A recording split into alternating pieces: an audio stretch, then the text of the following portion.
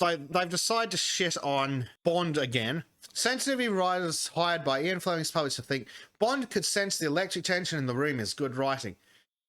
Very sensitive is the range of the untalented. So the original writing, Bond could hear the audience panting and grunting like pigs at the trough. He felt his own hands gripping the tablecloth. His mouth was dry. And they've replaced it with Bond could sense the electric tension in the room. The fuck? That's just bad fucking writing. What's offensive?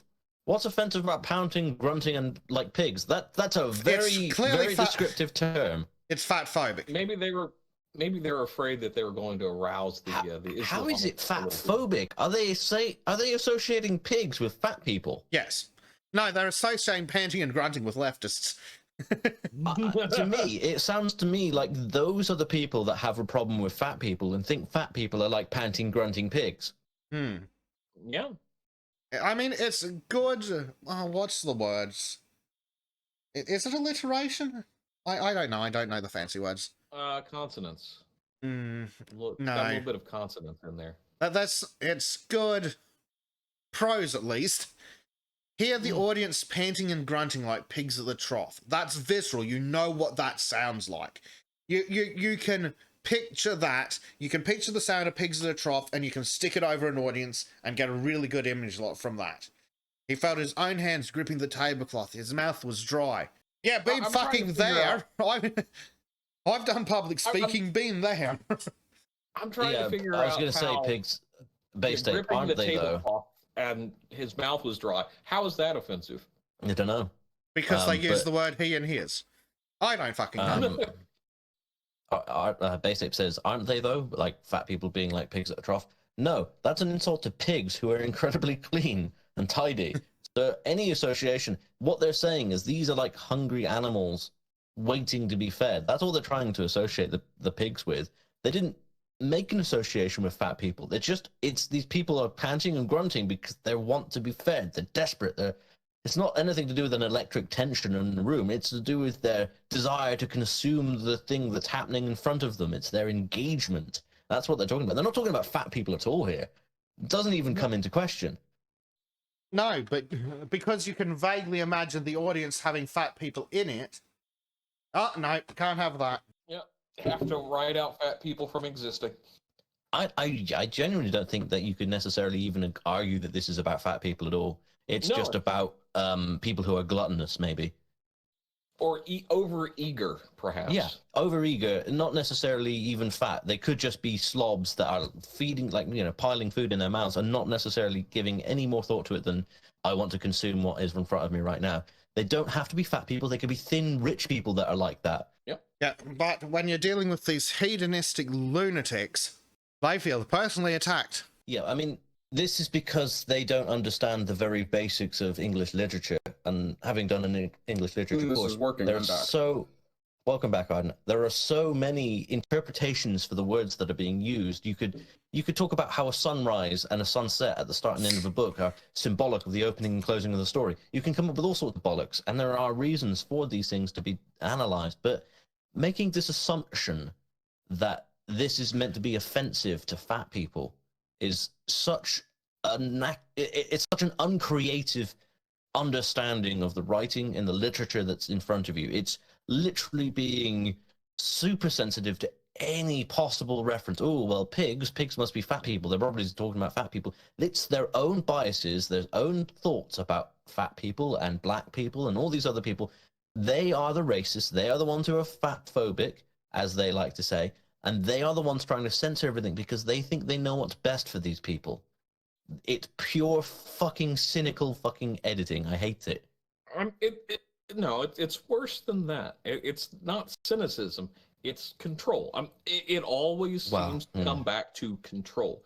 The control of the way people think, the way people move, control over every aspect of your life.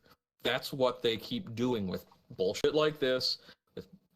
All the things that we keep talking about, it all boils down to these people want to control you and your everyday life, and there's just something visceral about the way they do it. And it's like, oh, we're doing it for your betterment. Well, no, you're not. You're doing this to remove our ability to describe a situation.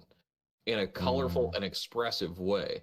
So yeah, I just, this is why I say it's cynical, though. I mean, yes, I absolutely agree with your point, but it's also because they do not believe that these people are above them. They look down on them, and they are treating them like they are cattle that need to be guided. Oh yeah, I'm trying to, and they truly believe themselves to be enlightened. They're saying they're going. They think they're morally superior. That's the ironic part of all of it. Look at me. I was educated underwater feminist slam poetry. Basket weaving is actually far more useful than most of their shit. So they're sitting there going, I'm superior, therefore I know better than Ian Fleming, best-selling author. Despite the fact that I have produced nothing. They genuinely believe, because they're narcissists. They're narcissists. It's as simple as that. Well, look at the people who go and start complaining about the author of Call of Cthulhu. Can't remember. Oh, Lovecraft. Lovecraft. They make such a big damn deal about, oh, Lovecraft was racist and this, that, and the other. It's like, but can you read his works and still get meaning from it? Yes, but there should be no but. I mean, if you can't put aside your personal feelings and actually read the literature, then there's something wrong with your interpretation and not with the works itself. Exactly. Yeah, and like, it's fine to interpret the literature with the knowledge of his personal views, but you can't say it's bad just because he called his dog the N-word. My mum has a teddy bear she calls Yo. Fuck's sake, Crow. I know. She even told black friends at work. I'm like, oh God, man, you can't do that. But you know, such is life, I suppose. Yeah, but no, because they're such deluded, narcissistic psychos that think they're superior because they're university educated. They think that they're superior than these brilliant authors, despite the fact that they've never even written a book. There are people in our communities that have written books, and I'm not just talking about Mr. Everard or the other Australian. There are people here who've written books. Granted, whether they've gone published or not, even self-published is no matter entirely, but at least they gave it a fucking shot. Yeah. Speaking of, I need to get back and keep editing that. Yes, I need to turn an editing eye to that. Yeah, I've been wondering when I'm going to get the audio pieces to do. Yeah.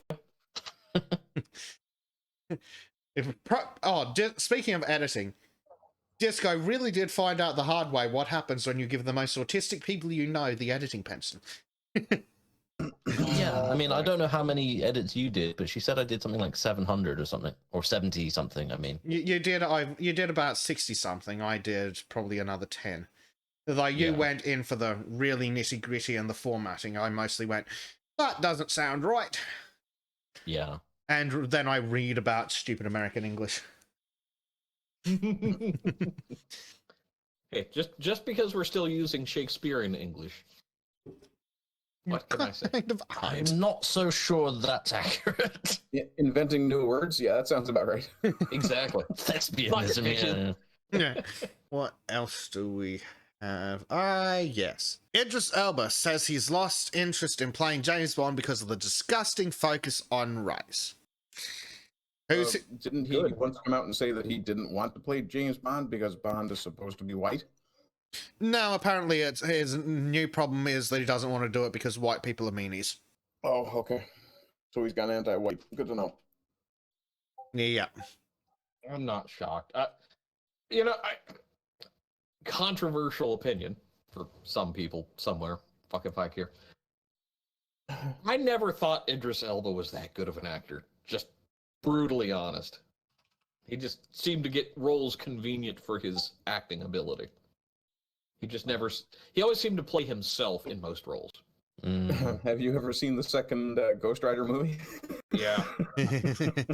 So yes, fans of James Bond have been pushing for the eminently talented, debatable Idris Elba to become the world's most famous spy for years now. However, during a recent interview, the English actor said he became less enthusiastic about the role due to conversations about race. The truth is, I was super complimented for a long time about this. Okay, so he can't speak.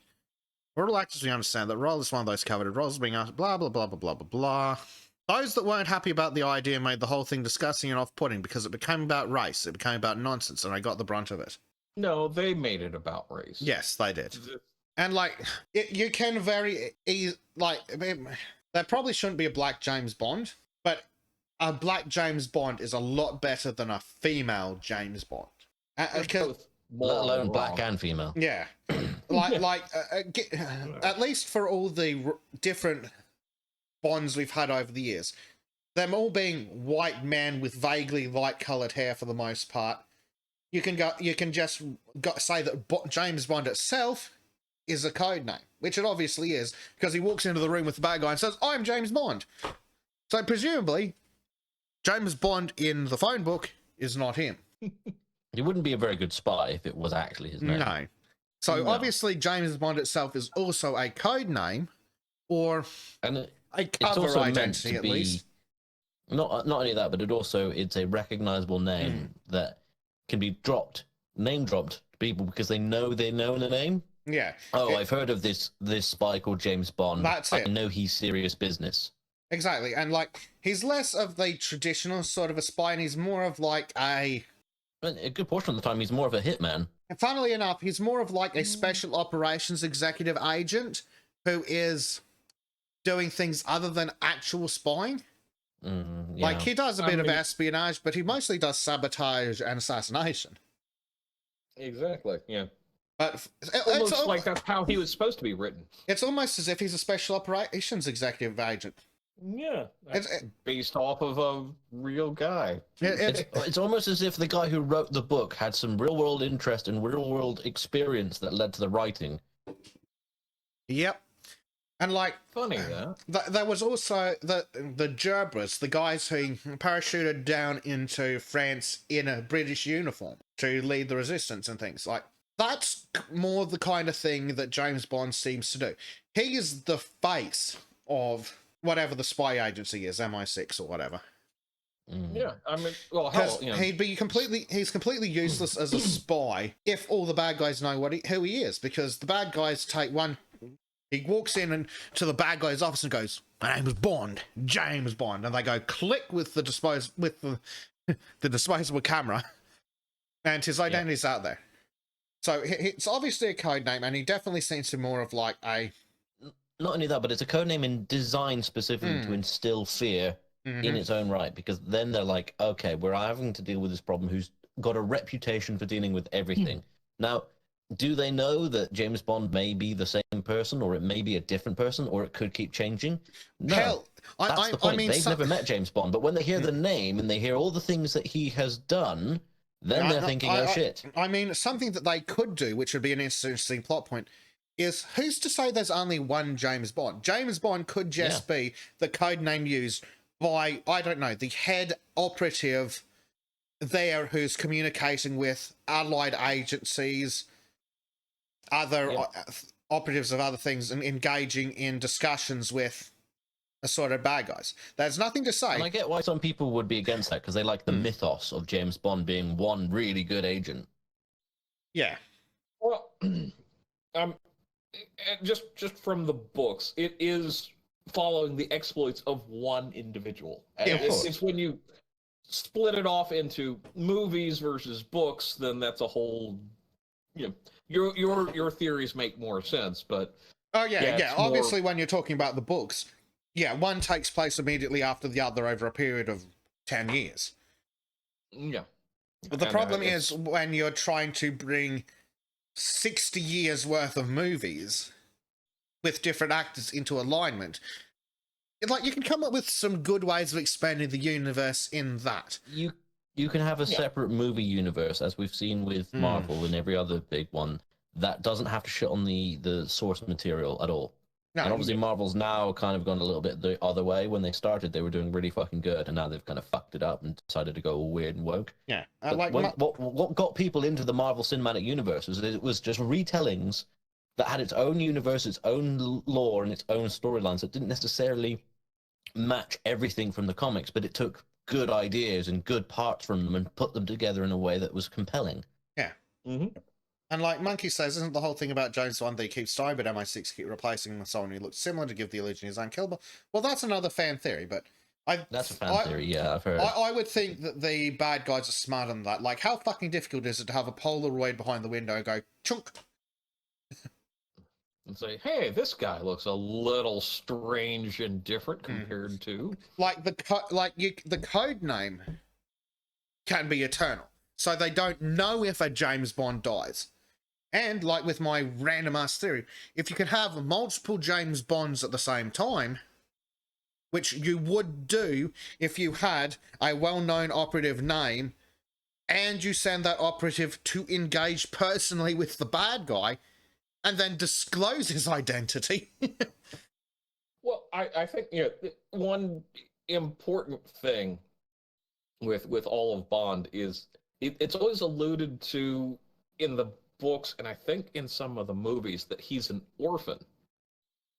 So he may actually be named James Bond, but that's not who he really is. No. Yeah, wasn't that a source of fan rage about one of the Daniel Craig movies where he actually goes to his ancestral home and people start losing their mind because he wasn't actually supposed to be, like, Bond was not supposed to be a real name? No. Yes and no, but see, there is a thing in there. If he's an orphan, he might have been old enough to know and not have grown up there. Yeah, and I mean, true. This is just wild speculation, fan theory, stick it in an extended universe bullshit reason.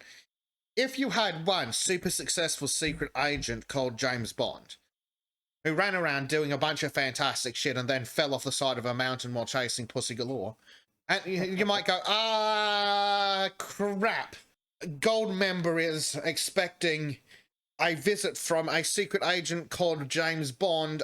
Shit, you're James Bond now, go. Yes, I said Goldmember on purpose, fuck you. And there's also an idea, I think was brought up by Basic, the idea of having them be the same person or look like the same person. They even went so far as to have like facial reconstruction of their agents to be that same person. I mean, it's entirely possible. Like Live and Let Die, or and it depends if you want to pretend they're all chronologically close, but if you want to pretend that they take place in the time that they're filmed, you've got to come up with an excuse. Yeah. And chances are, and the easiest one to do is that James Bond is also a code name taken by some kind of lead agent in an area.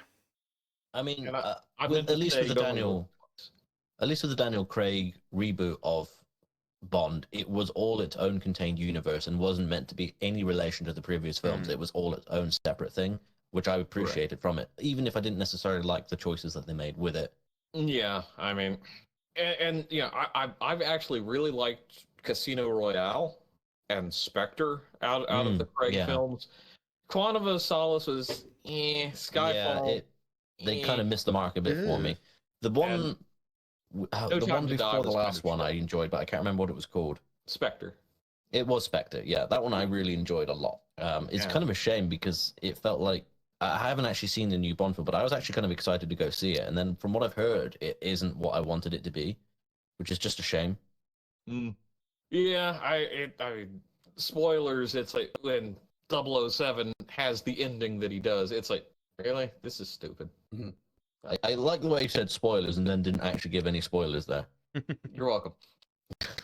I appreciate that. Just being I may eventually go watch the film. Maybe for movie night, we'll see. Yeah. I'm just waiting for the day when they AI deepfake Sean Connery back into the role. Oh God, no. As long as if they bring him back, they just bring him back as Sean Connery going around slapping women. Yes. I mean, that's basically the whole thing from Russia with Love. Touche. Yeah, that's true. Yeah. If you enjoyed this segment from the Sons of Chardonnay podcast, please consider joining us live exclusively on rumble.com/c/Sons of Chardonnay. A special thanks to our Subscribe Star supporters who you can currently see scrolling past on your screen.